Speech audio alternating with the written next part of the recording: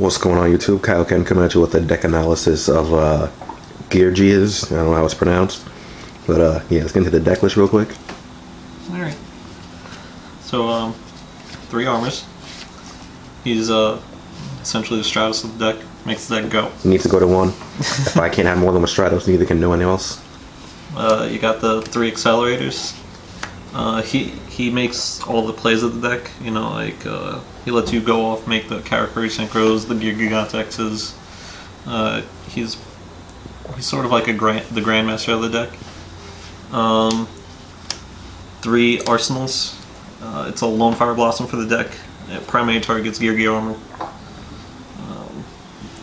You can still go off with it, but it's better off to go with accelerated armor.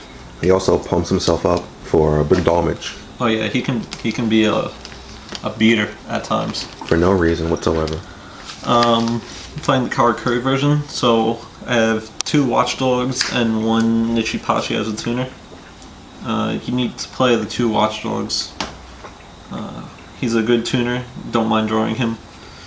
Unless you go into 8 stars and the Burrito, and then you need to play at least one of the Nichipachi. He allows you to combo off even greater, because you can put him face down and then Nichipachi and search and everything. It's good combos. You can also start off the combo with Birdman. So you go armor, search arsenal, accelerator rather. Special the accelerator, bounce the accelerator for Birdman.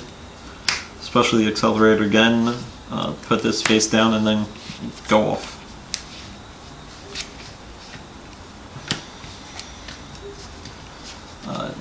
Now we're getting into a more techie part of the lineup, monster lineup. 2 Snowman Eaters. This card's really good right now. A big problem with this deck is Ryo. This takes care of Ryos. Pretty much any normal summon in the game is not really going to get over this. So, he's really good right now. 2 Veilers. Pretty much I'm just playing the Veilers right now for Mirror Match and for windups. Those are the only 2 matches where hand traps are really good, because you got like Dark Worlds, Heroes. What else is this played?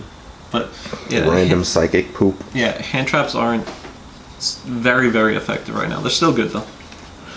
And then last monster is Gores to prevent OTKs and stuff, and reuse with Birdman to prevent problems. You know, like you can ask Kenny. We don't talk about bouncing Gores or Birdman around here.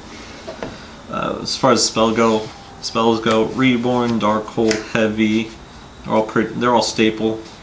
Book of Moon, Avarice, and then Limiter Removal. Those are all the one-ofs.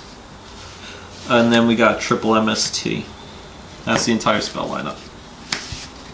Pretty standard. You can see the reason behind everything. As far as traps go, we got the Judgment, the Double Warning, Double Mirror Force, Double Torrential. Playing Bottomlesses, they're really good right now.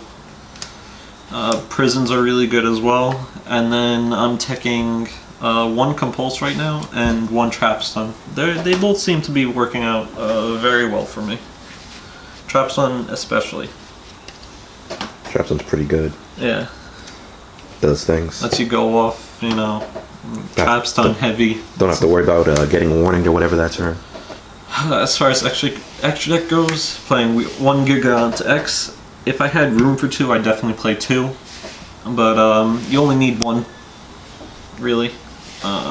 Utopia, Standard, Maestroke, Papilli Operative, Fairy King Alberich. I didn't even know you ran him. You never make him. Yeah, he would have been so good in that game you made, the Tornado. He would have been amazing. But I just didn't draw cards, so... yeah, as short explanation, what he does is he requires 2 level 4 Earths, and then you can detach a material to make every non-Earth on the field lose 500? Or... yeah. 500 attack and defense. Shockmaster, standard. At this point, if you're playing level 4s, you're playing Shockmaster. At level 3s, I don't really make these super often. I just have them in case. I could probably cut them to make room for the Shockmaster, but I'd rather have the rank 3 option because I do play 5 level 3s. Yeah. Synchros, Stardust, Scrap Dragon. You end off your combos usually making level 8s, and these are probably the best 2 level 8s in the game. 1 Burrito, because it just lets you keep going. You don't usually want to end in a second Burrito into, because then you wouldn't be able to make one of these for more offense or protection. And then double Bure, because if I wasn't playing Birdman, I wouldn't be playing 2 of these. But because I can go off with Birdman, I need to play 2 of these. So that when I get the Nishipashi to keep comboing off, I have the other Burrito to make. And the last Synchro being Black Rose just as another level 7 option. That's the deck. What do you think are tough matchups for the deck? Heroes, if we get into a long game, are a really tough matchup. Obviously, windups, if they end up going first, can be really rough. That's really for any deck though. Dark Worlds are going to be tough too, because they can just destroy your set monsters and stuff. But everything can be sided before, so whatever is a bad matchup, you can turn into a good matchup. And I think that's really very relevant decks. Plants are probably a good matchup for it. Psychics, you can play around their cards. What else? I think that's about it.